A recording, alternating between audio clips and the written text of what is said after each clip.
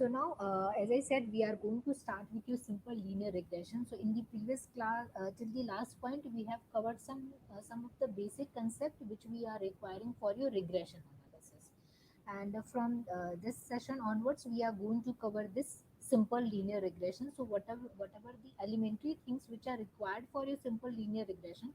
So first, we are going to cover all these elementary parts, and next we are going to integrate all these elementary part in order to solve a problem using your simple linear regression.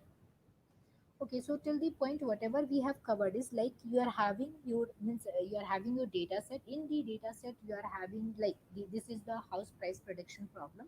So in this case you will have you are going to have this sets of your houses, and along with each house you are having the information related to the size of the house and the price of the house. So this in total defines your training data set, the data set which is having the which is having the instances, and each of the instances are represented with respect to the sets of the attribute, and along with that we are also having the class level information. So here this is representing the same thing. We are having the instances, like here we are having five instances, and with respect to five instances, each of the instances are described in terms of the size of your house. And next we are having the class level of class label, like here the class label is the continuous one. So here with respect to each house you are having the you are having the actual price of that particular house. Okay. Next, in case of your simple linear regression, what the changes are like in case like in the last class itself we have covered. We are going to refer the linear regression as your simple linear regression when you are going to explain your instances in terms of one feature, or you can say the one attribute. So here we are only taking the square feet as my attribute to explain the characteristic of the my house. So it's going to be a simple linear regression. Okay. Now the next thing is here in this case the this part we are basically this line is basically representing your regression model, and that regression model we have formulated using the information which were present in my training data set, like the information which were present in this data set. Based upon that data set only I have formulated this line, and the equation for this line is going to be a theta naught plus theta 1x. So this theta naught is basically representing this part, that is your intercept, and this theta 1 is basically representing the slope of your line. Slope of your line, that means if I am changing my x with this much of amount, how much change I am going to observe in my y. So this is basically representing my theta 1. So this is basically the slope of your slope of this. Okay.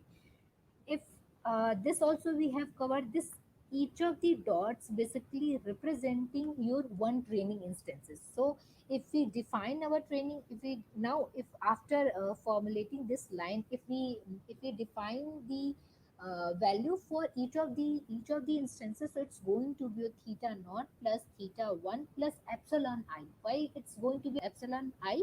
Because the equation for this line is your theta naught plus theta 1 x, but we are having this much of difference between your actual value and the predicted one. So that's why we are having this epsilon item. So this whole is going to define the class value according to this. Class value of your particular instance, like your ith instance, class value of your ith instance, if we are having this regression line. In this case, the majorly the placement is going to depend upon what value you are selecting for your theta naught and your theta 1. So that we are in this example, we are going to see how the selection of your different theta naught and theta 1 is going to define the placement of your line. Okay, so this is just is a small example, just for the simplicity. I have taken this as a small example. So, like suppose um, somehow we have formulated this equation. The equation is your theta naught. The value of your theta naught is 0.5. So this whole is basically this whole part is representing your this whole part is representing your theta naught, and this whole part is representing your theta 1, and this is your x. So this is whole is representing your theta 1.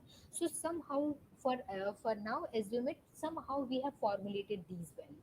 Now next we are going to see, based upon this different value, the placement of the line is going to vary. Okay, so the first, according to this, the placement, the placement of the line is going to be like, it's your 1.5. The first equation, what it says is, the equation is 1.5 plus 0 into x. 0 into x, that means we are going to have, for your first time it's going to be your 1, for the second time it is going to be your 2, and for the third time it is going to be your 3. So each of the time we are going to replace this x with your 1, next we are going to replace with your 2, next we are going to replace with your 3.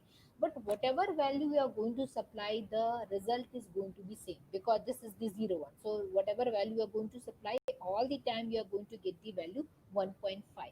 So this regression line is covering this first one. Okay, now the next one is this, for this the value is 0 plus 0.5 into x. So 0.5 into x, so in this case this theta naught is 0, but we are having theta 1. So based upon that, I can formulate, means basically this this this part is only going to be 0, this intercept is only going to be 0, but you will have the slope, and that slope is going to be 0. 0.5. Okay, so now let's see how this is going to define the placement of my line. So the for the first time it's going to be 1 into 0. 0.5, so the value is going to be 0. 0.5. So when the value of my x is 1, so in that case, roughly, not exactly, but yes, roughly it's your 0. 0.5. So this is your first value. Next, when you are having the value 2, so in that case roughly it's going to be 1. Means exactly it's going to be 1, but the as I have drawn it manually, so that's why I'm saying it's going to be roughly 1 now here. If the value is 2, so you are going to get the value, you are going to get this h theta s for this particular 2 is your 1. Same with your 3 also, it's going to be your 1.5. So now join all these values, so you will have this particular line based upon this equation. The same we are going to do for the third one also. So now you can see, like, for the same data set, for your same data set, if the values are different, so for your same data set, if the values are different, then the placement of the line is also going to be different. Now once you are having this equation, like once you are having the model, once you are having the models, so now based upon the model you are going to predict the value. So like suppose I have selected this one. The same you can do with your first one also and second one also.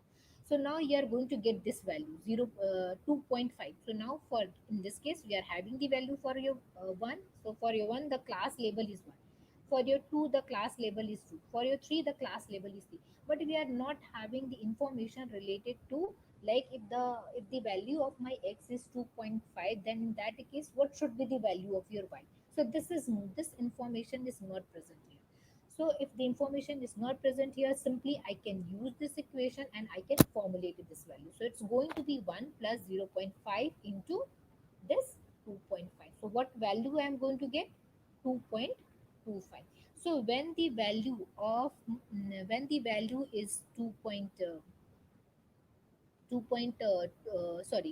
value is 2.5, so in that case it's going to be nearly somewhere at this point. It's going to be like this. Hope this part is also clear. Okay. Now, as we have seen, for the same data set, we could have the different placement of your different placement of your regression line. So now, how to select it? Like, this is one of the placement. This is the another placement. This is another one. This is one is the another one. So for the same data set, we can have the different placement. Now we need to decide which one I need to select, because this the selection of this regression line is going to affect the cost of your model. Cost, that means you can take it as the error of your model. If the cost is very high, that means the error is very high. So that's why the cost is very high. Okay, so this placement of the line is directly going to affect your cost. So that we will also see means how it is going to affect it. So we want to perform best placement of the line. So the difference which we are getting here, the difference is difference, so that we can somehow minimize this difference.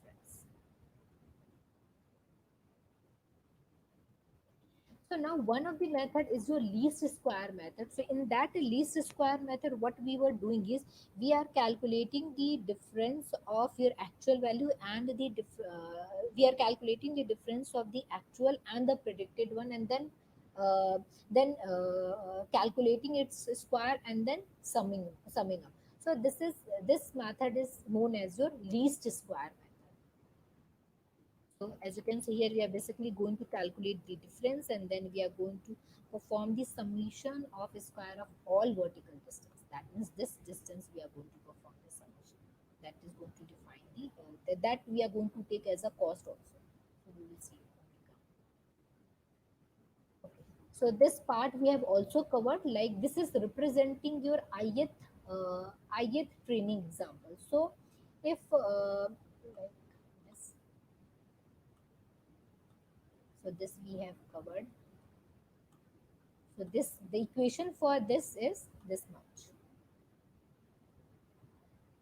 Okay, and actual class value is this one. So if we want to calculate according to this model, if we want to calculate it, so it's going to be this value plus this value which we are having as an error. So what we want is we want to minimize this difference. If we are minimizing this difference, so basically what I am trying to do is I am placing my this line near to this point, but we are not having only one point. So it's not possible to, it is not possible to cover each and every instances. And if you are doing if you are covering each and every instances, so that model is not the good one. The model is not the generalized one.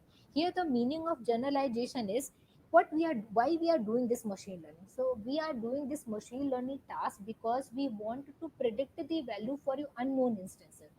The we here our objective is not to perform well on the training data, because for your training data we already know what is the class level, but we don't know the class level for your test instance, or you can say the unknown instance. For that we are not knowing the class level. So our main objective is to prepare a model who with the model so prepare a model so that it should work for your unknown instances, not for the only for your training instances.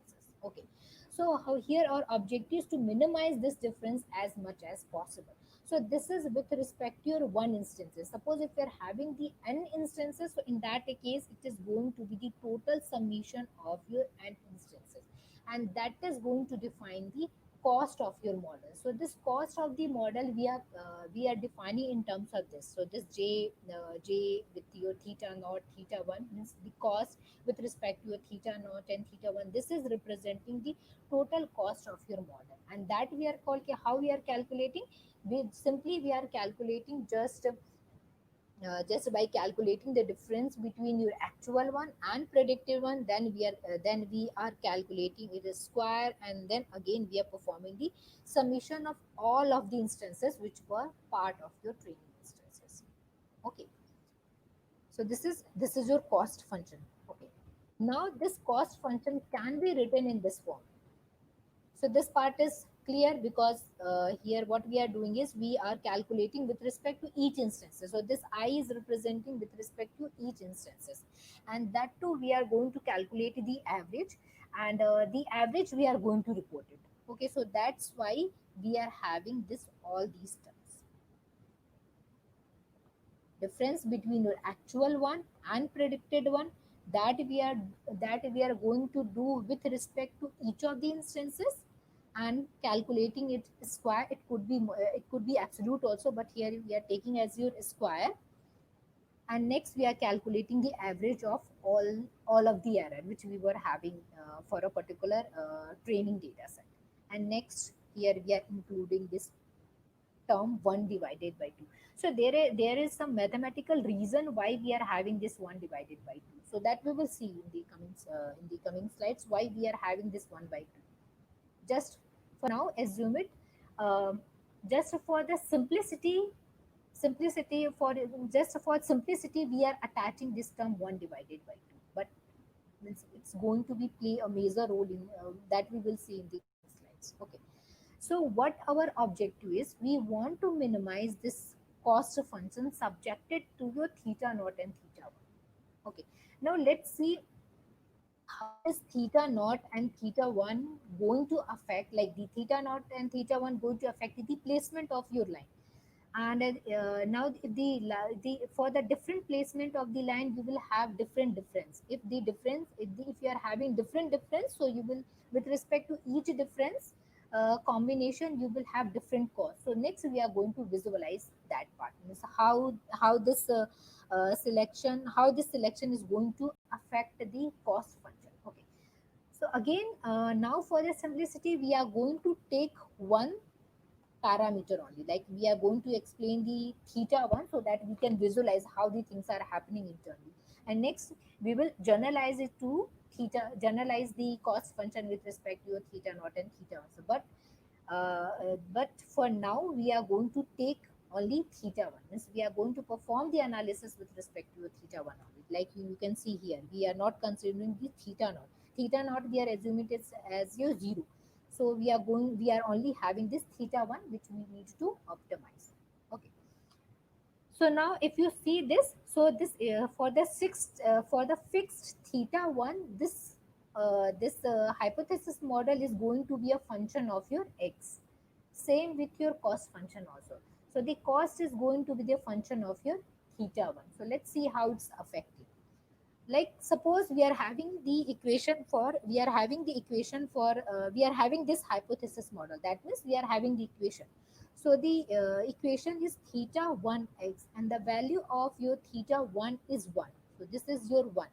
Now we are going to calculate, if if this is the hypothesis model, then how much difference we are getting with respect to each of these instances. Okay, so like suppose if I'm supplying 1 as my input, like the value of your x is 1. So in that case, what will be the predicted value? Because this h theta x is basically the predicted one. This is the actual one. This is actual x, and this is your training instance, the attribute of your instance, and this is the actual class value. Now what we are doing here, we are basically predicting the class value for with this setting. Okay, so when you are supplying s x is equals to 1, so in that case what predicted value you will get? So for that you will get the value 1 only, because 1 into 1 it's going to be 1 only. Next, if you are supplying 2, so in that case you are going to get 2 only. So now this placement we have formulated using this equation. Now next we are going to formulate how much error we are having if I'm using this equation. So that is simply going to be the difference of your actual and your predicted one. So now, like here in this case, the actual one is also 1 and the predicted one is also 1. And in the second case, the actual one is also 2 and the predicted one is also 2. So the difference is going to be 1 minus 1, it's 0, 2 minus 2, it's again 0. So it's going to be 0, 1. So the total cost is going to be 0. So what it signifies is, when the value of your theta 1 is equals to 1, then in that case cost is going to be 0. That means there is no difference between the actual value and the predicted one. My model is correctly fitting to my data. Okay.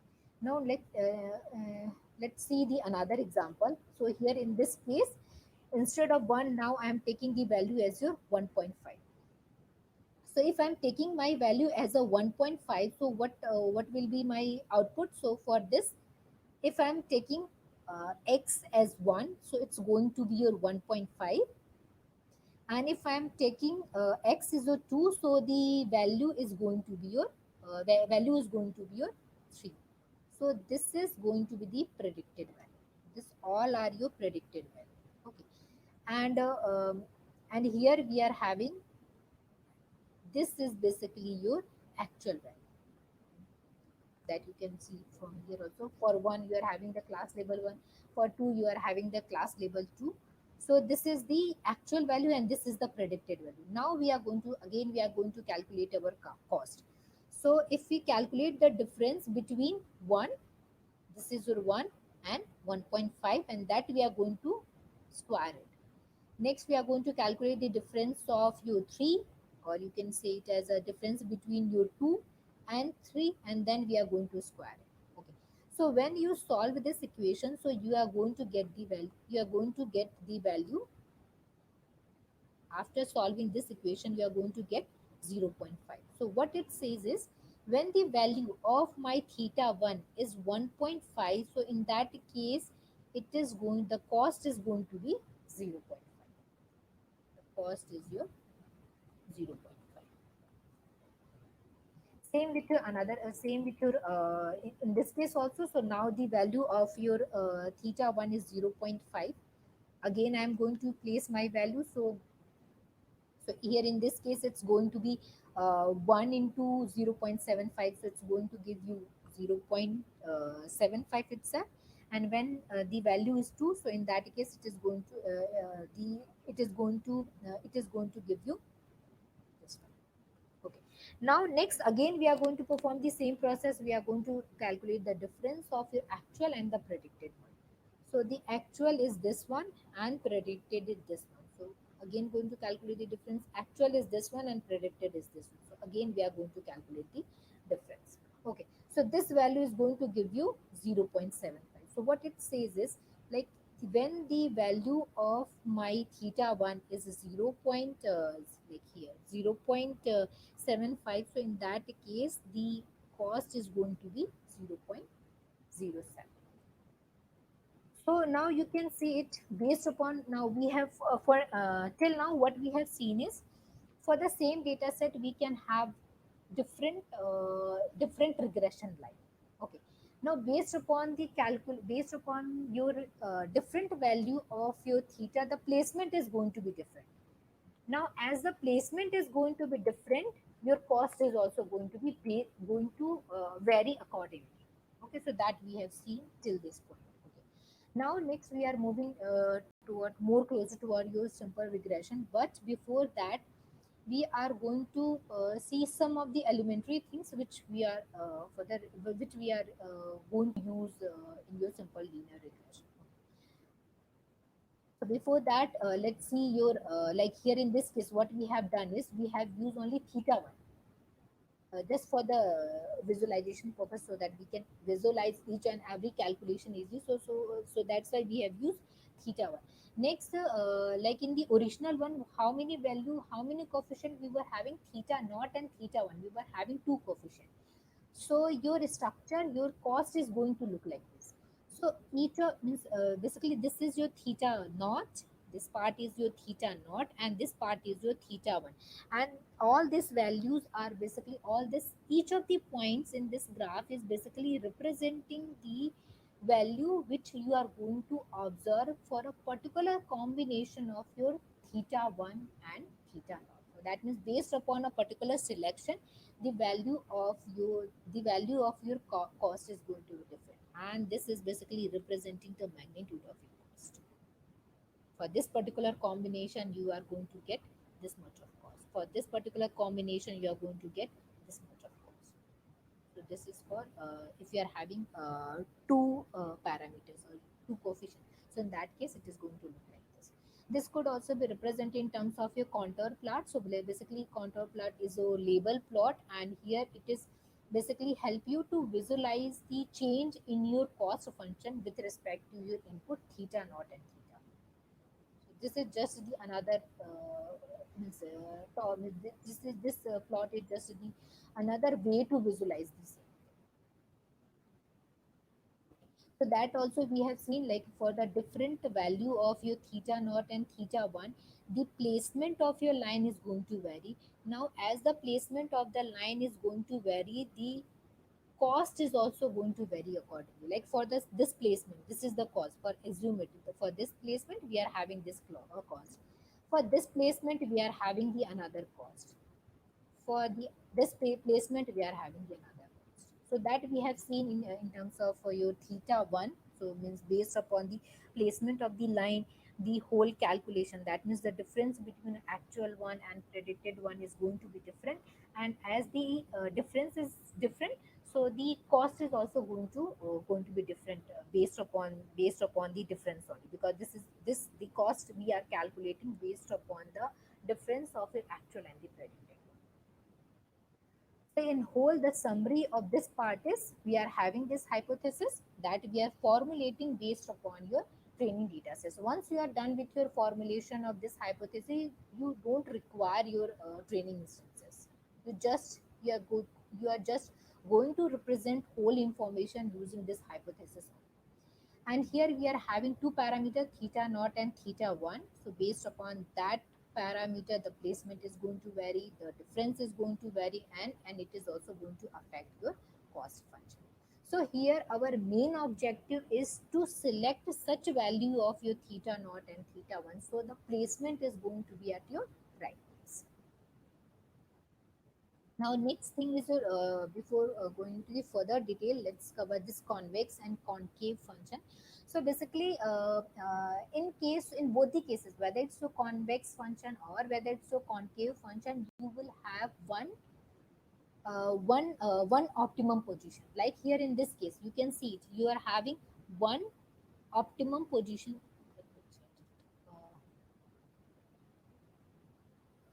here you are having here you are having one optimum, that is the minimum, and here you are having one maximum.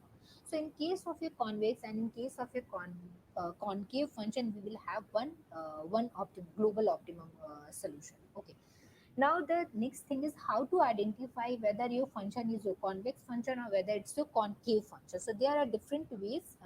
Here I'm going to cover some of them. So like first plotted. So here, like this is representing for now. So for now, assume it. This is your one of the parameter, and this you have plotted. This is the function of this is the function which you have plotted based upon your parameter. Now, in order to identify whether it's a convex or not, so simply you can choose two different ways.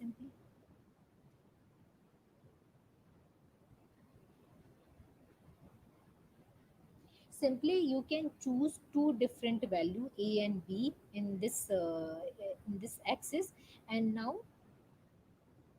you will have this value which is your ja, that means your function, the value of your function with respect to ja, and this is going to be the value of your function with respect to your jb, and simply draw a line which is going to join your ja and your jb.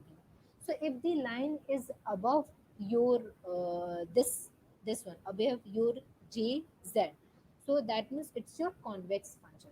And in the reverse, if the line is below this jz, so that means the function is your concave function. So this is one of the way. Next you can do is,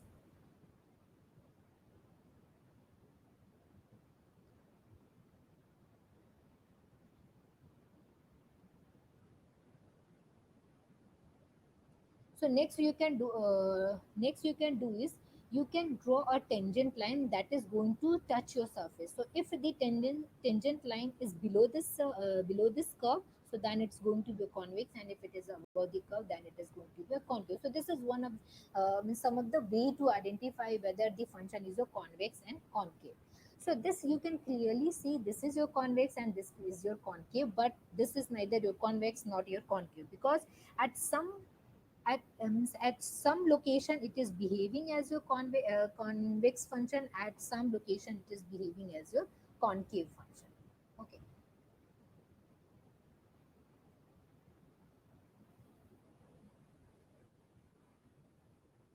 Now, other way to identify this is just calculate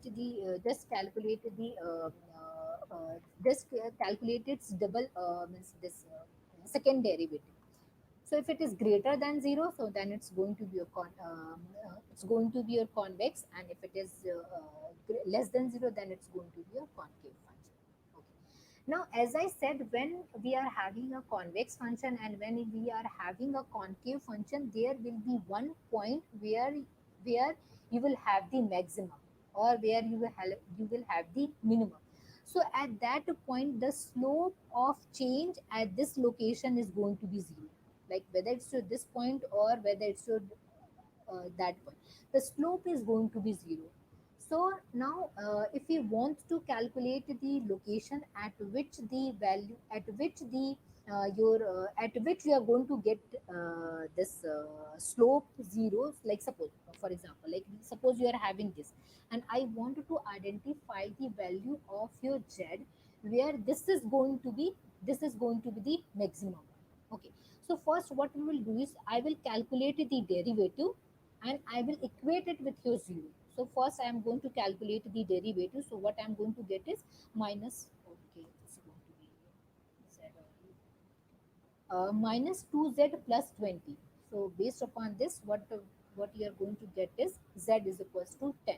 So if this is the case, and suppose here you are having some, this is your z. So at your 10 you will have this potential. So whenever you want to know the value at which you are going to get the maximum, or the location where you will have the minimum, so equate your equation, calculate the derivative of your equation and equate with your zero. So this plot is basically representing the derivative, that means the slope of change is zero. So wherever you are having the slope equals to zero, so that point is going to define your maximum, or that point is going to define your minimum. So it's like here you can see in this case also. First I have calculated the derivative. Next I have equated with your zero. So what I'm getting is z equals to 10. So that means at your z equals to 10, I will have this maximum. And this concept we are going to use in order to calculate my theta naught and theta 1, because the function which we are using is your convex function. Now there is another way to calculate this. This is the one of the way, like calculating the derivative and then equating with your zero. So this is one of the way. Now the next way to find your maximum or minimum is through hill climbing. So with this approach also we can find the maximum of a maximum. We can find this maximum, or we can find the minimum. Okay. What is the case? Like suppose this is the case. So at this location the slope is going to be zero, and at this point only you will have this max.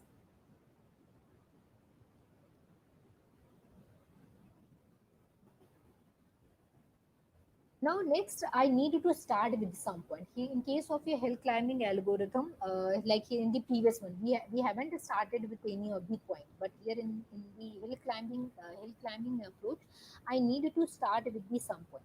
So here I am starting, suppose I could start with the any of the points. Now based upon that selected location, either you are going to move toward the left or you are going to move toward the right. So and that we are going to decide based upon what value you are going to get. So like suppose I am first, suppose I am at this location. That means I have randomly selected this theta as my location. That means I have selected this as the value of my theta. So now I don't know whether I need to move toward the left and whether I need to move toward the right. Through visualization, I can easily figure out, but how to do it automatically? Okay, okay. So now what we will do is we will like suppose if you are at this location, so in order to reach to this point, what I need to do, I need to increase the value of your theta. So then only I can reach to this location. And if I'm starting with this location, if I'm starting with this point, so in that case, in order to reach to this location, I need to decrease the value of my theta. Okay, so that we are going to calculate when to increase it and when to decrease it.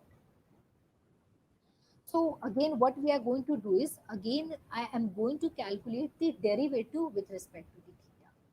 So if the derivative is greater than 0, that means if the derivative is the positive one, so that means I need to increase the value of my theta in order to reach to this solution. In the another way, if the derivative which we are getting, if it is less than 0, so that means I need to decrease the value of the theta in order to reach to this point. So this way I am deciding whether I need to whether I need to increase it or whether I need to decrease it based upon this calculation. Okay. And this is just representing the positive slope is basically in this way.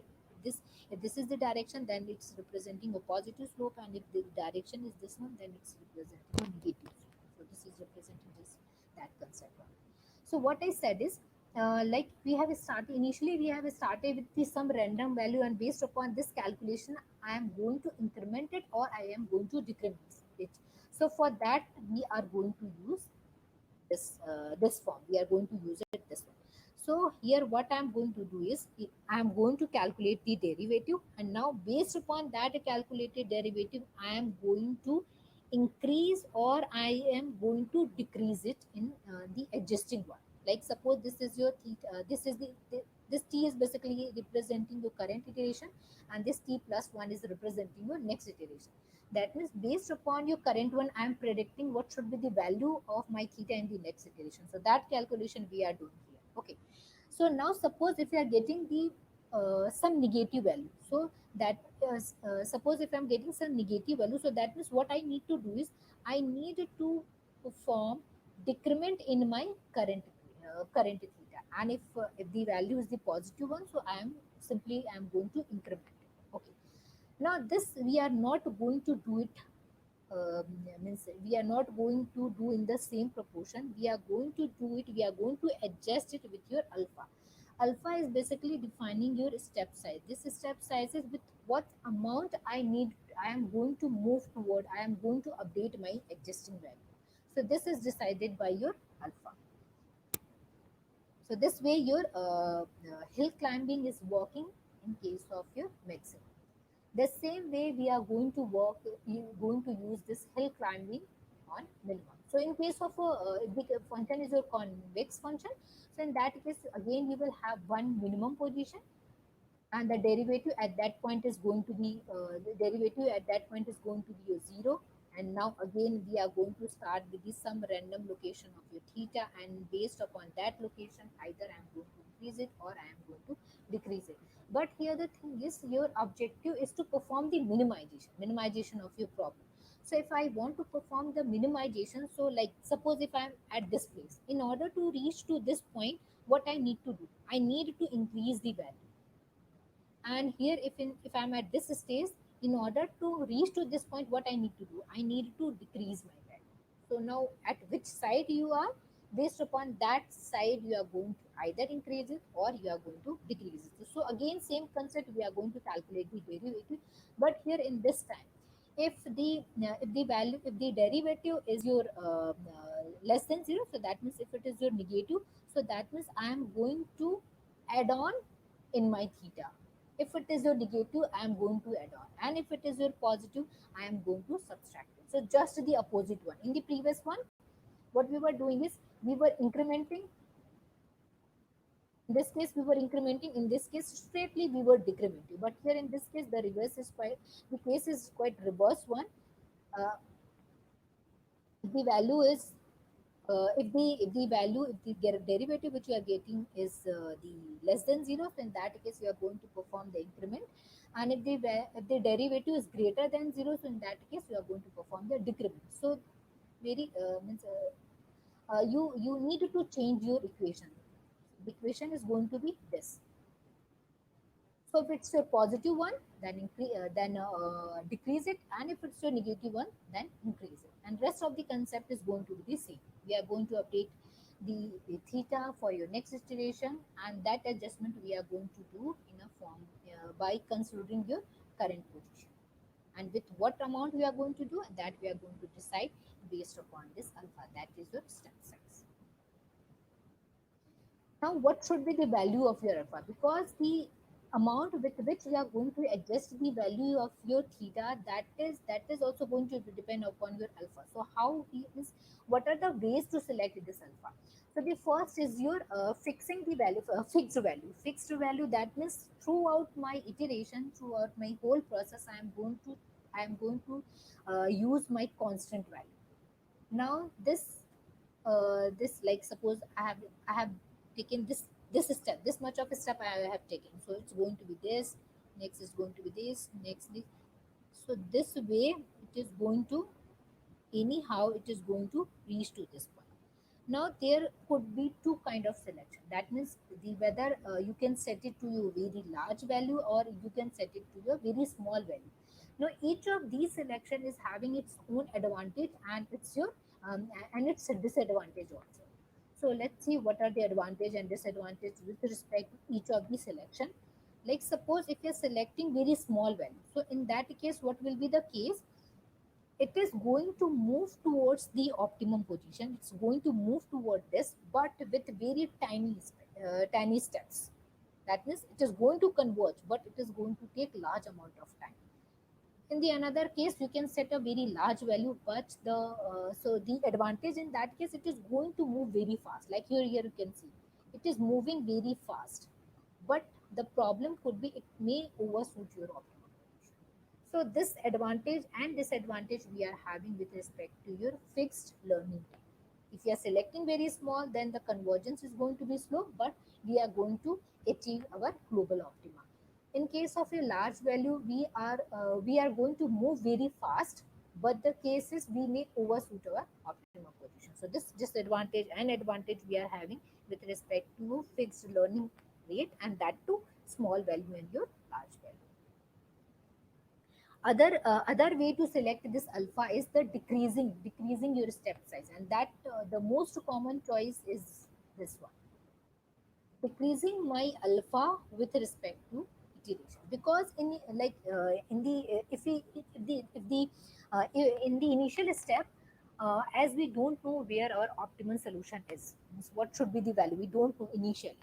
So we can take a very large step to move toward that direction. As you are moving toward the end of the iteration, so in that case, you just need to concentrate on the refinement of your search, refinement of your value. So that way, initially it is going to initially it is going to take the very large step, and iteration by iteration, as your iteration progress, the alpha is going to decrease. So how it's going to be, like, suppose it is first it is taking this much of a step, in the next one it is going to take this much, in the next it is going to take this much. So this way it is moving toward the with very tiny step, like at the end of your iteration it's going to be very little step, and this way it is going to reduce. So this is one of the way to set these two are a different way to set your learning rate. The first one was your fixed one, and next one is your like the dynamic one, you can say, that we are adjusting based upon your iteration. Other way you can also explore in order to adjust it. Okay. Now the convergence criteria. So in case of a convex, you are going to have only one optimum position. So wherever you are going to get this derivative equals to zero, so that location is going to be the optimum one. But in a real life scenario, you are not, means in the very complex problem, getting this value is the quite challenging. So in that case, we can set some threshold. So if you are able to achieve that threshold, so at that point, means threshold, you can use it as a stopping criteria, or you can take it as, if you are not able to perform much improvement in your two consecutive iterations, so at that means that thing also you can take it as a stopping criteria. So your stopping criteria you can also make based upon the requirement.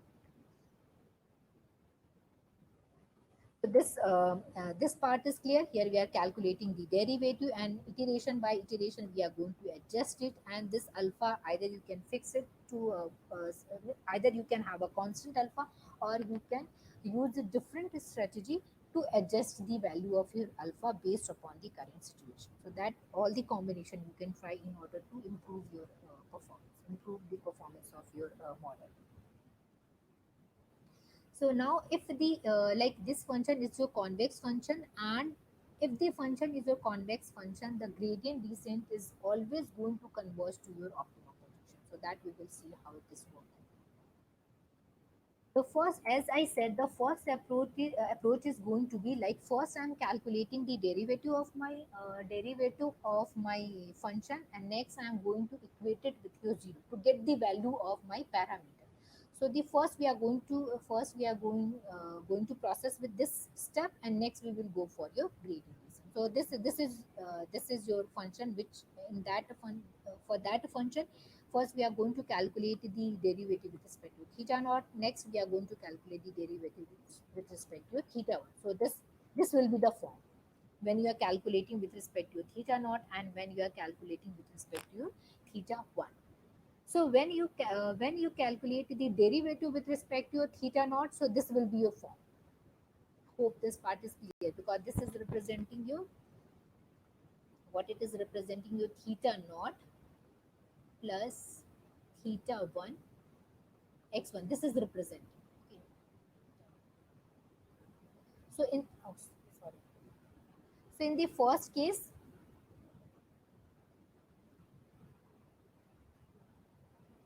so what I said is it's going to be a theta naught plus theta 1. This is the case. Okay. Uh, Instead of your this, you will have this. So when you calculate the derivative, so first it's going to be 2 divided by 2m and this whole part. So this you can see here. Next, if you equate it with respect to your theta naught, so this term is going to be a 0. This term is also going to be a 0, and this you will have as a minus, because here you are having the minus. So it's going to be a minus 1. So that's why we are having this. And now you are able to figure out why we were having this 2 as here, just for the mathematical simplification, so that we can cancel out it, like your 2 divided by 2, so that we can cancel out. Okay. Same we are going to do with your theta 1. So in case of a theta 1, this part is going to be the same, but the only thing is, now here in this case, this is going to be a constant, and here in this case, it's going to be a xi. Even it's your minus xi. So when you are equating with respect to theta naught, this is the case, this is the case, and when you are equating with respect to theta 1, then this is going to be the case. Now next what we are going to do is, in order to get the value of your theta naught and theta 1, we are going to equate this derivative equals to 0. So when I am going to equate it with respect to 0, so I will have this as my theta naught. Possibly all of you are able to figure out how we are getting it. Just equate it with your 0. Just equate it with your 0. So you will get the value of your theta naught. So this is for your first term. For the bottom term, you will have this theta 1. Now in all of the equation, you are only having this yi summation of your yi xi, or summation of your xi, summation of your xi square, or summation of your y. So based upon this simple calculation, you are able to get the value of your theta naught, and you are also able to get the value of your theta 1. So now we have calculated. Once we are having the value of your theta naught and theta 1, so that means once you are having this theta naught and theta 1, theta naught and theta 1. Now I can place this value in my h theta x, and this is going to define my equation of my regression y. So let's see with the example. So here what we were having is, we were having this five different value. With respect to each value, we are having the class label. So in the instances are your 0, 1, 2. This is not representing the serial number. This is the actual value of your instances, like your 0, 1, 2, 3, 4. And with respect to each instances, we are having the class label 2, 3, 5, 4. So just the random number I have kept it. Okay. Now let's see in your in your this Python how we are going to do, how we are going to calculate it. So when you solve this matrix using this formula, using this theta naught and theta 1, you are going to get this value 2.2 and 0.9. So once you are having this value, so this is going to form a equation of your regression line. And once you are having the equation of your regression line, you can calculate the value, you can calculate the class label for this particular value. So here you can see, right, we don't know what is the class label for your 10, so that we are calculating using this equation. Let's see how this equation is working. Hope all of you are able to see this screen. So your this Python, in the Python sklearn library is there, so that you can directly use it. And this library is also working on this, means internally it's also working in the same concept. Like here I have taken what I have taken, the same value 0 1 2 3 4, and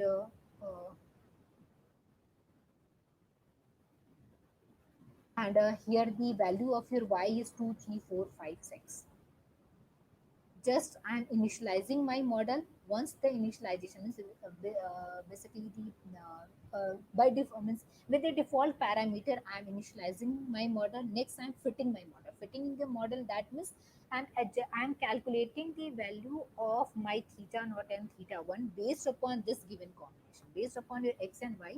I'm calculating the value of my theta. Okay, once we are done with your calculation, next I'm predicting the value. So what we are doing is, we are having this x and y. Based upon this x and y, we are formulating this h theta x. So once we are done with this, once we are done with this mapping of your input to your output, next we are calculating how much. Next we are calculating like for given x, what value of y I am going to get. And this we will see how we are calculating this r square. So this just ignore it. We will see how we are calculating. So now this is just displaying what is the slope. Slope, that means what is the value of your theta 1 and what is the value of your theta naught. So that you can see. So the slope is 0.9, the intercept is your 2. So that also we were getting here. The slope was 2.2 and the intercept was, sorry, the intercept was your 2.2 and the slope is 0.9. And for the given 10, what I am getting is 11.2. So for given 10, I am getting the value 1.2. And how we are doing here is, just I am passing this 10 to predict it. That means this model we are having, the information related to my model is present in this. Just I'm using that model for prediction for your unknown instances. Suppose if I'm doing it as your 20. So in that case, it is going to give you 20.2. And the equation for this regression line is going to be your 2.2 plus 0.9x. This is the basically all the data points, and this we will see how we are calculating this r square in the coming slides. That we will see. Okay. So this way, this is one of the way to calculate your theta naught and theta 1. Next, we are going to use your gradient descent. So basically, in case of your gradient descent, this is the optimization algorithm, and this optimization algorithm we are going to use for the optimization of my parameter, because we we can have different sets of the value of your theta naught and theta 1. From that given sets of the value, I need to select the best one. So for that selection, we are going to use this gradient descent.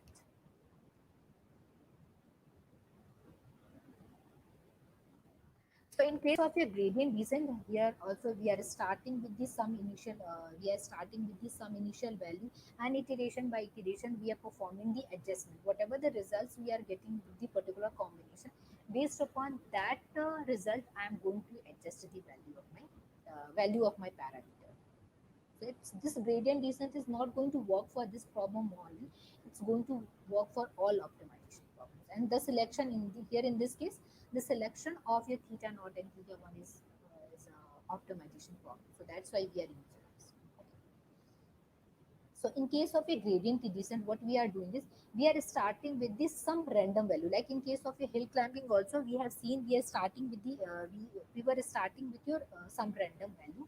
So so here we are starting with the some random value, and we are keep on changing this random value based upon the result which we are getting with your current setting, and that we are going to do till your convergence criteria or till your termination criteria is not satisfied. So like here in this case, we are having only two value, means theta naught and theta 1 we were only having. So for the first time it's going to be a theta naught, that means we are going to perform adjustment in your theta naught. In the next time we are going to perform the adjustment in your theta 1, and that is going to be based upon the concept which we have covered in your corners, in your hill climbing, like starting with this for some random value, and based upon that random selection either we are going to move toward the left or we are going to move toward the right based upon your current position. Like suppose like here in this case the current position is this, okay, and if you calculate the derivative it's going to be the less than less than 0. So that means I need to increase the value of my theta in order to get to the optimum position. So if it is your negative one, I need to add on in my theta one. Like let's suppose this is your theta one, so I need to add on in this theta one. Okay. The same, the reverse case also, if you are at this side, in that case you are going to get the value greater than 0. That means the slope is the positive one, so we are just moving the opposite direction. So here in this case, in order to reach to this point, I need to perform decrement in my theta, because the actual theta is at this location, and if I want reach to this point, I need to decrease in the value of the theta. Now if you are at this location, that means you are already at your optimum position. So at that at that location your calculation is going, your derivative is going to be 0, so no adjustment is required. So here you can see it as it is your 0, so no change will be there in the value of your theta. So this way this gradient descent is going to work. As I said, here in this case, we were having only two parameters like your theta 1 and theta 1, theta naught and theta 1. So first we will calculate the value for this one. So for that I need to use this one, and if it is your theta 1, so I need to use this one in order to perform the adjustment. Because when you calculate the derivative, so you are going to get this form, and when you are calculating the derivative with respect to theta 1, you are going to get this form. So this way you are going to adjust theta naught and theta 1 iteration by iteration. So now we are going to combine these two concepts. So this is your linear regression, simple linear regression model it is. And now in order to adjust the value of your theta naught and theta 1, we are going to use this gradient descent. So either you can work with your first approach, like the calculating the gradient and then equating with your 0. So it is going to give you the value of your theta naught and theta 1, and or you can use this means iteration by iteration based upon the location, based upon your current location. You can adjust the value, means based upon the input, based upon your feedback, you can say based upon the feedback I am going to adjust the value of my theta naught and theta 1 in order to move, in order to locate, in order to place my line at the current position. Now if the structure of your function is like this, if it is having multiple minimum position, so now the gradient descent is going to converge to the optimum position. Not the guaranteed one. It's going to depend upon from which point you have started. Like suppose if I have started at this point, so possibly I'm going to converge into this point, into this location, and if I'm starting with some other location, so in that case it is going to converge to this point. So if the function is convex in nature, so all the time it's going to be have only one optimum position. So all the time the gradient descent is going to converge to that optimum location only. But if the structure is this one, so it's going to depend upon from where you have started. So it could be any location, and that is going to be based upon the initial selection. Now, next thing is how we can adjust the value of your theta naught. Like the procedure we have seen. Now we are going to see means with means in updation how many training instances basically we are going to use. So basically there are three approaches for adjusting the value of your theta naught and theta 1 based upon the gradient descent. First one is a stochastic. So in case of a stochastic, we are just randomly picking one data point, and based upon that random value I'm going to adjust the value of my theta in each iteration. In the next one, the batch gradient. In the batch gradient, instead of just picking one value and adjusting my the value of my theta naught and theta 1, I am going to use whole training instance. So the concept which we have covered just now. So in this case, in order to adjust the value of my theta naught and theta 1, I am using this whole training instance. Like we were having m instances. So based upon this, on an average output of your m instances, I am going to adjust it. So this is the example of your batch gradient. If we consider the advantage, so this is going to be fast because here we are just using one instances, and based upon that we are performing the adjustment. So it's going to be fast, but it's not good. It's purely the random one. It's not going to possibly it's not going to give you best result. In case of a batch, it's going to give comparatively better result than your stochastic one. But the problem with this is it's going to take large amount of the time compared to this stochastic, because here in this case we are using all of the training instances. So that's why it's going to take large amount of the time compared to your stochastic one. Next one is just the combination of your stochastic and your mini batch. So the what the combination is, here we are not performing the adjustment in my theta based upon your single instances, and also we are not performing the adjustment in my thetas based upon your all instances. Here we are just using some subset of my training instances, and based upon that subset, in each iteration I am going to adjust it. So it's going to be just in between these two, stochastic and your batch gradient. If we perform the comparison between these two, so for some of the machine learning problems, it's quite difficult to solve, quite difficult to calculate the gradient equals to zero. So in that case, your first is possibly it's not going to work. In the second one, like if you're having the large number of the features, so in that case also this calculating the derivative, then equating with your zero, then calculating with theta naught and theta 1, this is also quite not the feasible one. I'm sorry, you can say quite computation is going to be expensive. So it's better to use your gradient descent. Gradient descent is quite decent approach compared to your this just calculating the gradient and then equating with your zero.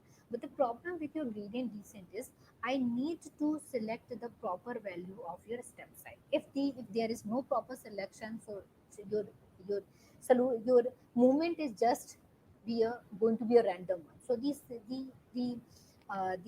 this whole performance of this gradient descent is also going to depend upon the what step size you are using and what the convergence criteria. So when you are working with this, so we need to pay means very much attention on your step selection of your step size and the convergence criteria.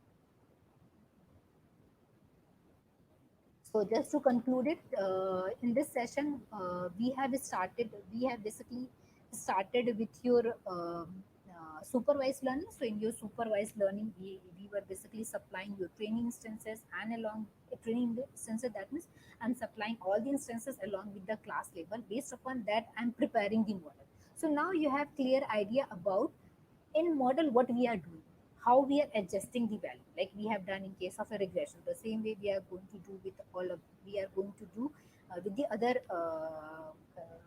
algorithm also, other machine learning algorithm also. So once you are done with your once you are done with your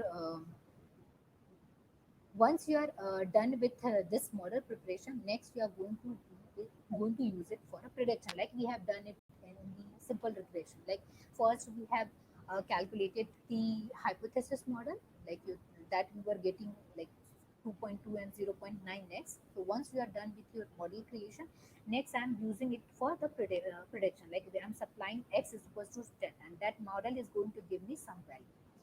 Next, we covered this, there are two branches in very short. We have covered this classification, what the classification is, and now we are exploring it, the regression, what the regression is, how we are using this regression. Okay. So from this point onward, we were totally focused on your regression model. So in your regression model, here we are supplying instances along with your class label, and that is that basically going to help you prepare the regression line, or you can say, or your model, which is going to be a forming in a form of your line. So basically, it's providing a mapping of your x into y. Okay. Now, once you are done with this mapping, that we are going to use as a model, and that is good. That basically going to help you to get to know the value for your unknown test instances. Okay. So for this, in order to cover this, we have covered this. We have employed this use case. In that use case, we were having the some we have used this some sets of the houses. For each set of the houses, we are having the size information, we are having the price information. Based upon that, we were building this model. Once you are done with this building, now based once you are supplying this test instance, so this model is basically going to help you to predict that value. Next, we have seen this. Next, we have seen different way to calculate the value of a theta naught and theta one. Basically, because this theta naught and theta one is going to affect the placement of the line. As the placement of the line is going to be affected, so it's going to affect your cost function. So the placement of the line should be at your correct place. So two ways we have seen. First one is just calculating the derivative and that equating with your zero. So this is one of the way to calculate your theta naught and theta one. Next, we have seen how we can use your gradient descent algorithm to optimize your theta naught and theta one. So this is in whole is going to give you the two different way to calculate the value of your theta naught and theta one. This is going to help you to build a model. So that's all we have. That's all from my side for today's class. Thanks a lot, ma'am. A very wonderful session. Definitely, our students has learned and new things or about the regression or the supervised learning or the many more topics which you teach. Students, please come at tomorrow 8:30 a.m. morning for next exciting session by the Dr. Kusum Bharti ma'am. Thanks a lot to everyone. We are meeting on next session at tomorrow at 8:30 a.m. Thank you all of you, ma'am. Thank you so much.